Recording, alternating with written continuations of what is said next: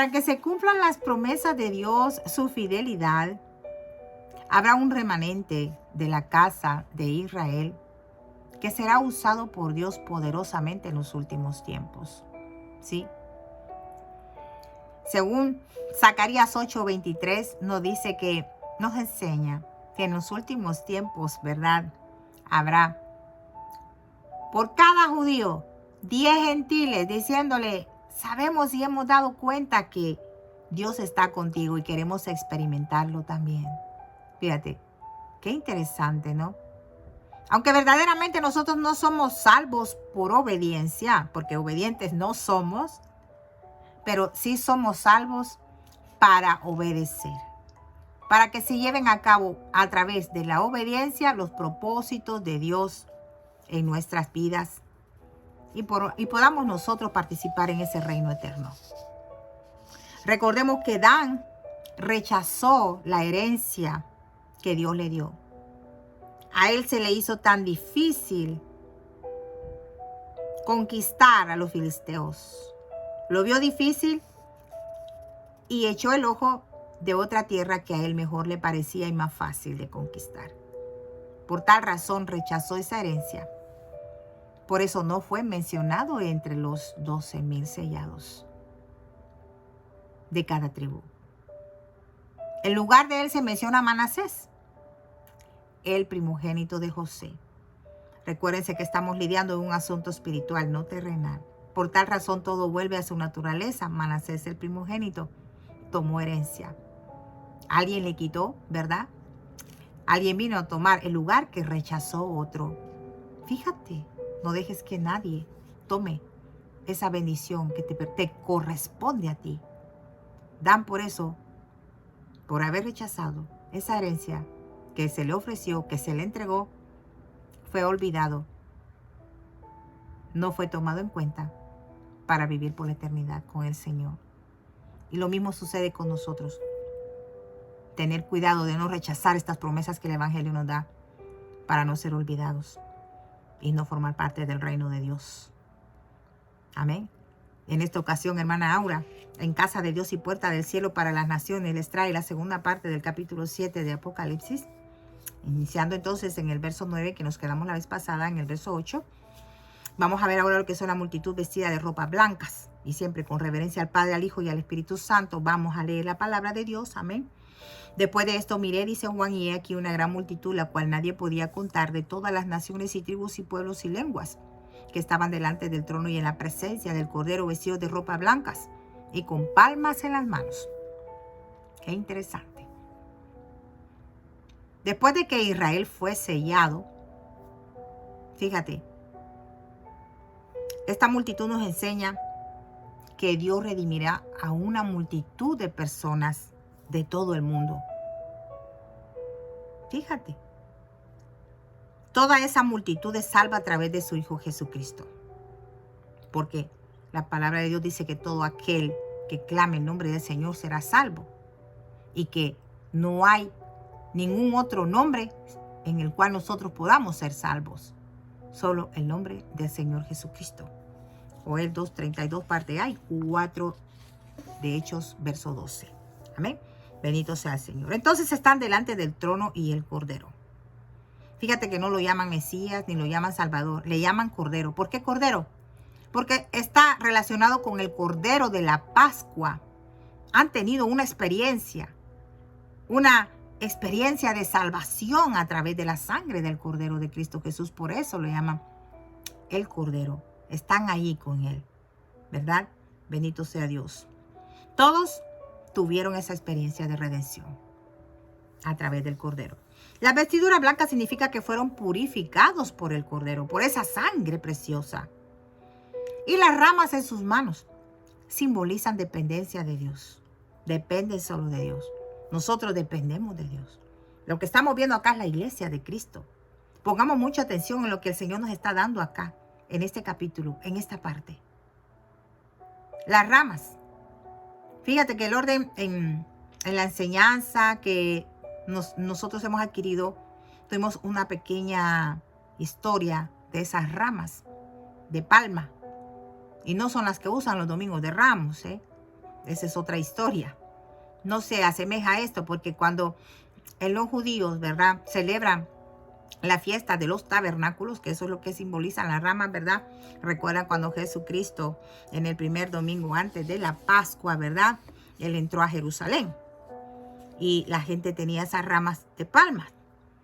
Pero a esto le llaman en el judaísmo lulav. Y lulav es que buscan 4 ramas diferentes, ¿verdad?, con sus hojas y todo. Y el fundamento de esas 4 ramas es la lulav, la rama de palma. Y ellos en ese momento la extienden a 4 lados, al norte, al sur, al este, al oeste, arriba y abajo. Fíjate qué interesante, a 6 lados. ¿Por qué a 6 lados? Porque el 6 es el número de la gracia. Entonces, la fiesta de los tabernáculos se trata de la dependencia, fíjate, del hombre hacia Dios. Y la forma de demostrar esa dependencia es cuando aceptamos la gracia de Dios. Por eso, las 6 veces en que se ponen esas ramas así.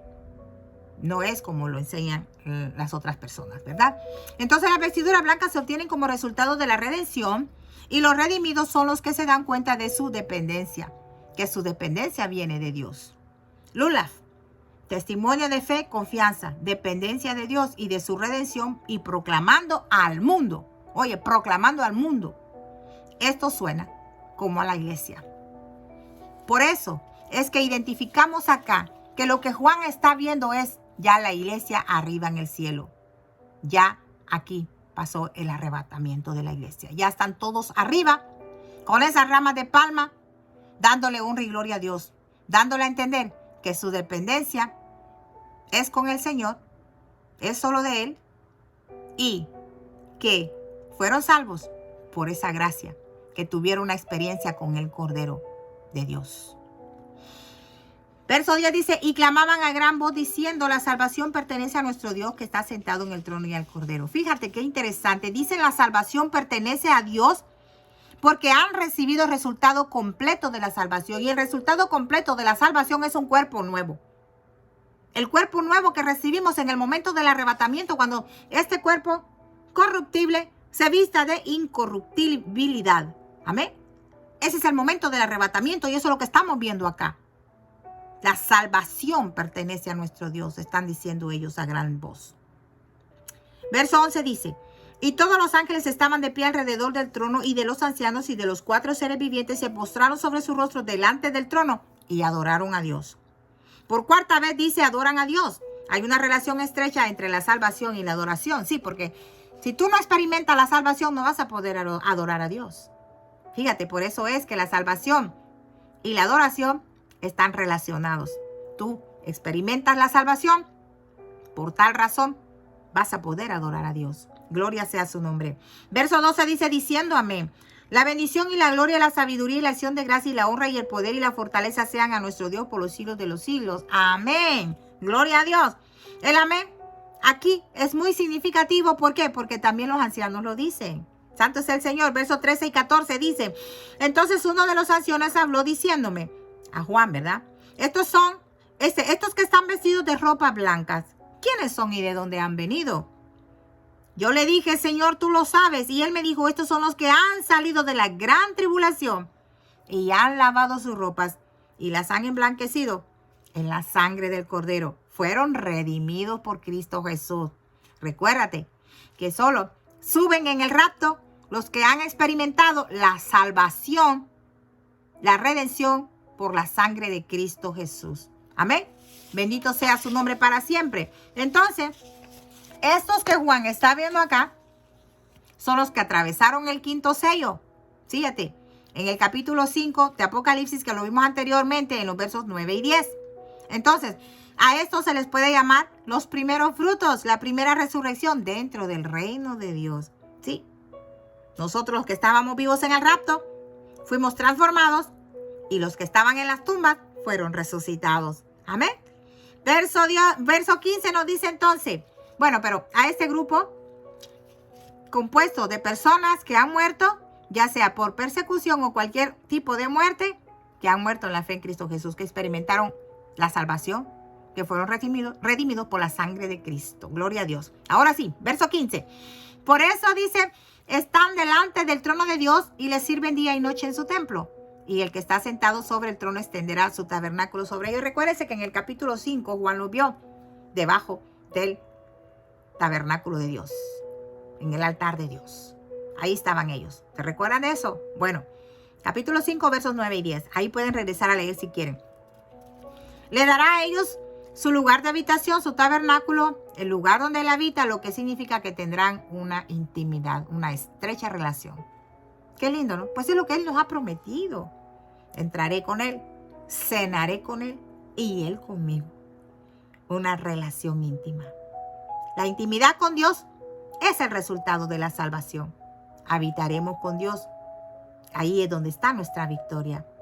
Recuérdense, él fue a hacer moradas para que estemos con él ahí donde él está. Gloria sea su nombre. Entonces, hasta este momento la ira de Dios no ha ocurrido. Dos cosas tienen que suceder antes de la ira.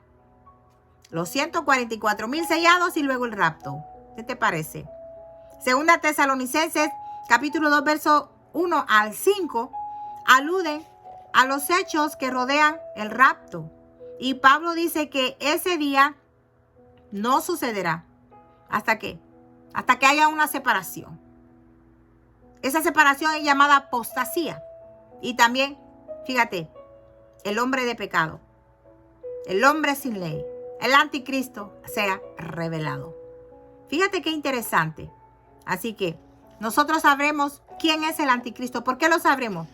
Porque va en contra de los mandamientos de Dios. Provocará la abominación desoladora de la que habla el profeta Daniel. Ya sabemos qué es eso, lo hablé anteriormente. Bendito sea el Señor. Así que Israel será perseguido en lo que la Biblia llama la angustia de Jacob, y de la misma manera que Dios protegió a Israel en Egipto, ¿sí? Así mismo lo hará en los últimos tiempos. Verso 16. Ya no tendrán hambre ni sed, y el sol no caerá más sobre ellos, ni calor alguno.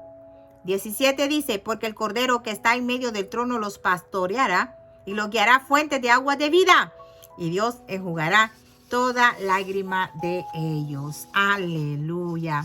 Así, mis amados hermanos, mientras avanzamos en esta última etapa en la que Dios empieza a derramar su ira, al ir nosotros acordándonos allí de todo esto, nos daremos cuenta que Cristo está tomando el lugar central. Amén. Él es el centro de todo. Así que nosotros veremos la salvación de Dios. Sigamos firmes. Acá hemos visto ya la iglesia en el cielo. Amén. Juan vio la iglesia y nos dejó allí escrito por la orden que le dieron de que dejara escrito lo que él estaba viendo, y nos ha ayudado a que como iglesia de Cristo nos demos cuenta lo que experimentaremos, y que si seguimos siendo fiel, vamos a experimentar la salvación de Dios. Y esa salvación es un cuerpo nuevo por la eternidad con Él. Amén. Así que hasta acá me ha ido el Señor con esta enseñanza, capítulo 7, sencillo en el recorrido que tenemos de Apocalipsis. Acá, desde Casa de Dios y Puerta del Cielo para las Naciones, con hermana Aura. Si es de bendición, compártelo para que todos aprendamos un poquito. Sí, no es de, como te digo, profesional esto, pero está con todo el conocimiento que Dios ha permitido que yo tenga acá en este buen depósito para ti también. En el nombre de Jesús es compartido. Te amamos en el Señor. Será hasta la próxima. Paz de Cristo.